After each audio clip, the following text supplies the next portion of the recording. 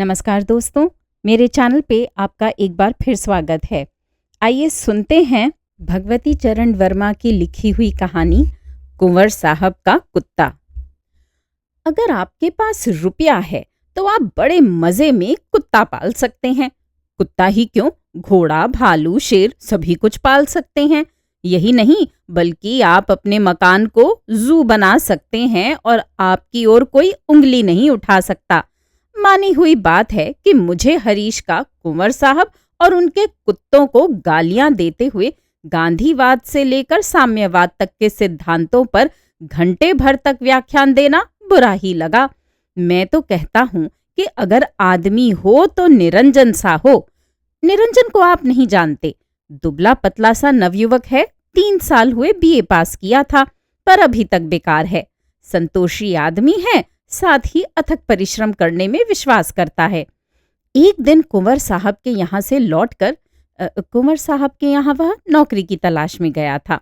उसने मुझसे बड़ी गंभीरता पूर्वक कहा था, भाई परमेश्वरी, अच्छा होता यदि भगवान ने मुझे कुंवर साहब का कुत्ता बनाकर पैदा किया होता। ऐसी हालत में मुझे 3 समय अच्छे से अच्छा खाना तो मिलता, गोश्त, दूध, बिस्किट, सभी कुछ, और फिर एक नौकर, एक मकान और देखभाल करने के लिए एक डॉक्टर भी मैं पाता। और सबसे बड़ी बात यह है कि मैं मौका बेमौका कुंवर साहब तथा कुंवरानी साहिबा का मुंह भी चाट लेता। निरंजन के अंतिम वाक्य पर मैंने उसे डांटना चाहा, पर निरंजन की उम्र का ख्याल करके चुप ही रह जाना पड़ा। कुंवर साहब शौकीन रईस हैं और उनके शौकों में मुख्य स्थान कुत्तों के शौक को दिया जा सकता है। चूहे के बराबर से गधे के बराबर तक के कुत्ते आपको उनके यहाँ मिलेंगे, हर रंग के और हर शक्ल के। ये बतला देना अनुचित न होगा कि आदमियों की भांति कुत्ते भी विलायती ही अच्छे समझे जाते हैं, और इसलिए आप ताज्जुब न करें जब मैं आपसे ये कहूं कि कुंवर साहब के सभी कुत्ते 7 समुद्र पार करके हिंदुस्तान को पवित्र करने आए थे। इन कुत्तों की संख्या करीब 40 थी, जिनमें प्रत्येक कुत्ता लगभग 1000 का था।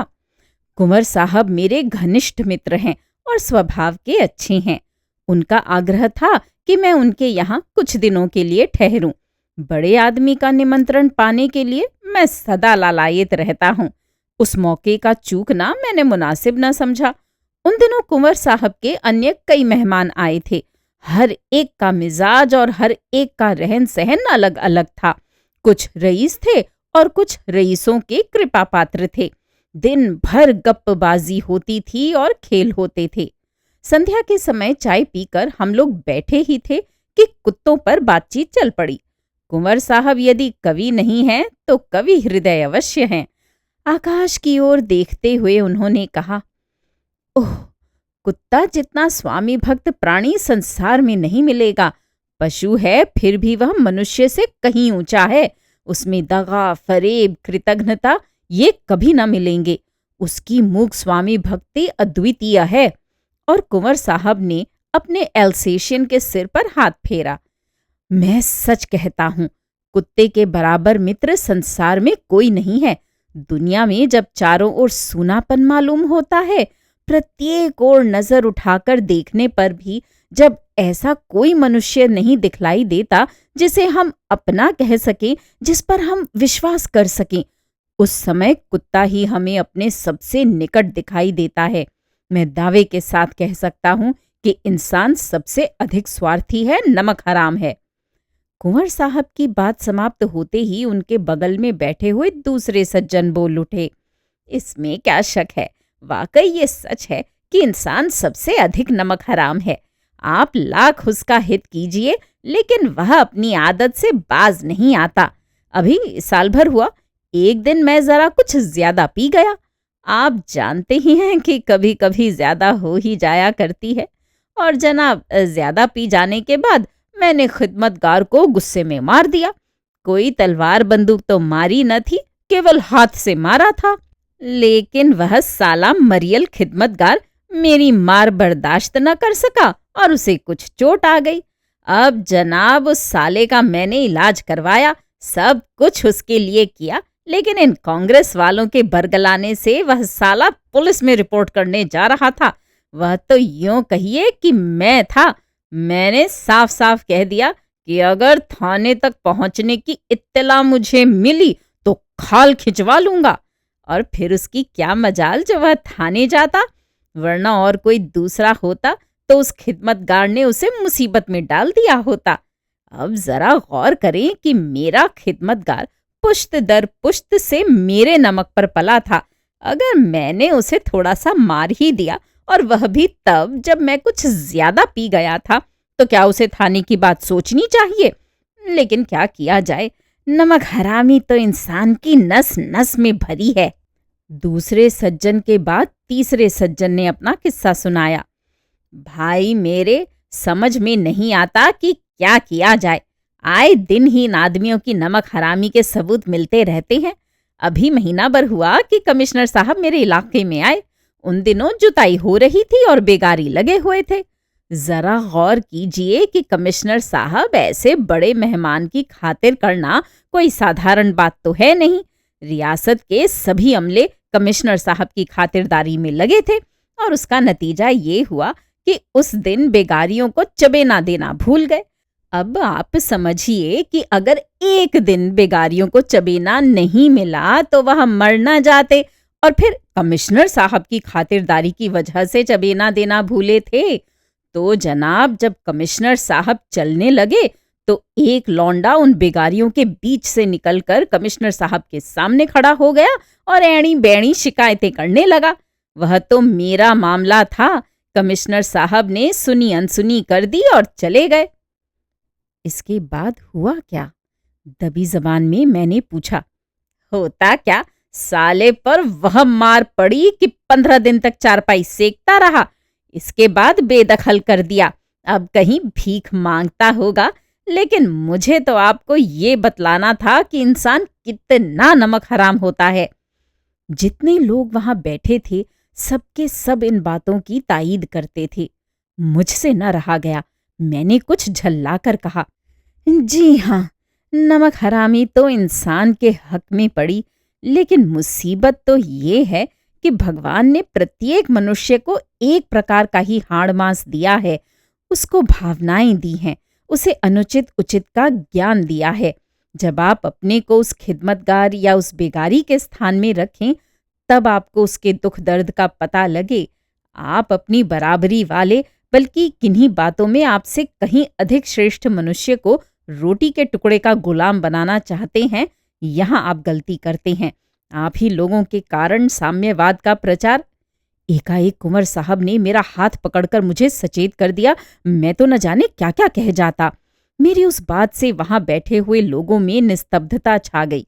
लोग एक दूसरे की ओर देखने लगे।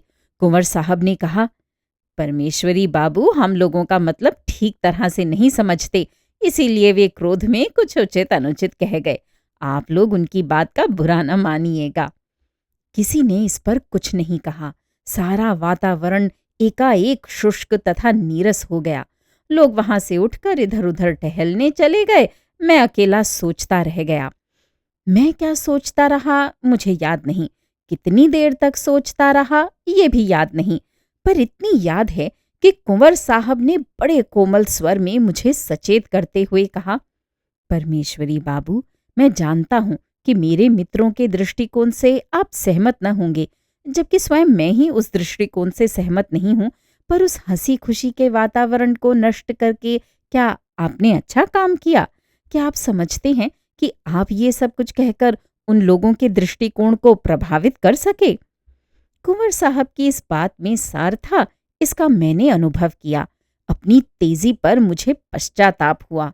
मैंने कुंवर साहब से कहा, हाँ, इतना मानता हूं कि मुझसे गलती हो गई और उसके लिए मुझे खेद है, पर फिर भी आप स्वयं ही समझ सकते हैं कि उनकी बातों पर बुरा लगना ही चाहिए था, और मैं देवता तो हूं नहीं कि मुझे क्रोध न आए।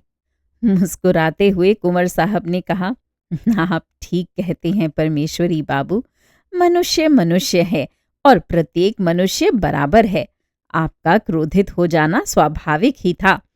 इतना कहकर कुंवर साहब ने मेरा हाथ पकड़कर मुझे उठा लिया। चलो थोड़ा सा टहल आएं। कुआर का महीना था, संध्या सुहावनी थी। कुंवर साहब साम्यवाद के ही सिद्धांतों का समर्थन कर रहे थे और उनके पीछे पीछे 2 सिपाही बंदूक लिए चल रहे थे। सूर्यास्त हो रहा था और आगे आगे कुंवर साहब का एल्सेशियन रास्ता दिखलाता हुआ चल रहा था। खेतों को और बागों को पार करते हुए हम दोनों गांव की सघन आबादी में पहुंचे। देहाती कुंवर साहब को देखकर खड़े हो जाते और हाथ जोड़कर अन्नदाता की दुहाई बोलते थे और कुंवर साहब मुझसे इस प्रकार बातें करते चल रहे थे कि मानो उन देहातियों का कहीं कोई अस्तित्व नहीं है। काफी दूर तक टहलकर हम लोग लौटे। उस एल्सेशियन का साथ कहाँ छूट गया ये नहीं याद, पर जब हम दोनों गांव में लौटे तो एक विचित्र दृश्य दिखाई पड़ा। मैकू धोबी कुंवर साहब के इलाके में ही पला और बसा था। बुढ़ा सा आदमी, सारे बाल सफेद हो गए थे। उसकी हड्डी हड्डी गिनी जा सकती थी और लोगों ने उसे सदा एक लंगोटी लगाए देखा। मैकू का खानदान काफी बड़ा था। उसकी बीवी और 4 बच्चे और एक गधा। गधे के हौसले बड़े चढ़े थे। मैकू अपने बच्चे के समान ही उस गधे को भी रखता था। वह गधा मैकू की जीविका का सहारा था। रोज सुबह उस पर लादी लादी जाती थी, रोज शाम को लादी वापस लाता था। दिन भर वह घाट पर किलोलें करता था। उस दिन लादी खुलने के बाद मैकू ने गधे को बांध दिया था, पर उसने अपनी रस्सी तोड़ाई और चहलकदमी की ठानी। एकाएक कुंवर साहब के एल्सेशियन की नजर उस गधे पर पड़ी। या तो एल्सेशियन को संध्या के समय गधे की चहलकदमी करने की अनाधिकार चेष्टा पर बुरा लगा, या फिर उसने गधे से कुछ खिलवाड़ करना चाहा। कारण जो कुछ रहा हो, पर इतना निश्चित है कि कुंवर साहब के कुत्ते ने गधे का पीछा किया। गधा कुछ दूर तक भागा और एकाएक रुक गया। उसे शायद ये याद हो आया कि संसार में सबको शांतिपूर्वक रहने का समान अधिकार प्राप्त है और भागना कायरता है। कायर को संसार में जीवित रहने का कोई अधिकार नहीं है। गधे ने एल्सेशियन का सामना किया सीधे साधे ढंग से। उसकी मुद्रा साफ कह रही थी, मियाँ क्यों सताते हो? हमने तुम्हारा क्या बिगाड़ा है? आखिर तुम्हारा इरादा क्या है? तुम्हारे मालिक कुंवर हैं, होंगे। अपने राम को इसकी कोई चिंता नहीं। अपने राम तुमसे जरा भी दबने वाले नहीं। गधा तो गधा है। एल्सेशियन को उसका ये व्यवहार तनिक भी अच्छा नहीं लगा। वह कुंवर साहब का कुत्ता था, जर्मनी से आया था। अहिंसा पर उसे रत्ती भर विश्वास न था, साथ ही अपने अधिकार का उसे गर्व था। गधे के इस अहिंसात्मक सत्याग्रह का प्रभाव उस एल्सेशियन पर ऐसा पड़ा जैसे कांग्रेस वॉलंटियर के बैठ जाने का प्रभाव लाठी चार्ज के लिए तैयार पुलिस वाले पर पड़ता। उसने गधे पर धावा बोल दिया, पर गधा तो आदमी है नहीं। उसका सत्याग्रह दुराग्रह में परिणत हो गया। इसके पहले कि एल्सेशियन के तेज दांत उसके शरीर में गड़े, वह घूमा और उसने बिजली की भांति अपनी दुलत्ती का पूरा प्रयोग किया। एक भारी गुर्राहट के साथ कुत्ता धराशायी हुआ, आंखें बंद और मुंह से खून निकलता हुआ। गांव वाले दौड़ पड़े, शोर मच गया कि मैकू के गधे ने कुंवर साहब के कुत्ते को मार डाला। जब हम लोग लौटे तब एल्सेशियन अंतिम सांस ले रहा था। कुंवर साहब की आवाज सुनते ही एल्सेशियन ने एक बड़ी ही करुण कातर दृष्टि से कुंवर साहब को देखा और फिर सदा के लिए आंखें बंद कर ली। गधा वहीं पर खड़ा था, अपनी विजय पर छाती फुलाए। कुंवर साहब ने लोगों से किस्सा सुना। खिदमतगार से उन्होंने बंदूक ली और 2 गोलियां उन्होंने गधे के मत्थे में दाग दी। गधा गिर गया। नौकरों से कुत्ता उठवाकर वे अपने महल की ओर चले गए। मैं वहीं रह गया। उस समय मैंने मैकू को देखा। मैकू को ही नहीं, उसकी बीवी को, उसके 4 बच्चों को। गधे की मृत्यु का समाचार सुनकर सबके सब बेतहाशा भागते हुए आए। गधे को घेर कर सबके सब खड़े हो गए। वे रो रहे थे, सबके सब बुरी तरह रो रहे थे, मानो उनका कोई आत्मीय मर गया हो। उस रोज मैकू के यहाँ खाना नहीं बना। मैं लौटा। कुंवर साहब और उनके मेहमान मैदान में बैठे थे। लोगों के सामने शरबत के गिलास थे। कुंवर साहब बोल रहे थे और उनका सेक्रेटरी लिख रहा था। 1500 रुपये भेज रहा हूं। जिस एल्सेशियन का फोटो आपने भेजा था उसे खरीद कर भेज दें। श्रोताओं, अभी आप सुन रहे थे भगवती चरण वर्मा की लिखी कहानी कुंवर साहब का कुत्ता। उम्मीद है ये कहानियाँ आपको पसंद आ रही होंगी। मेरे चैनल पर आने के लिए और इन कहानियों को सुनने के लिए धन्यवाद।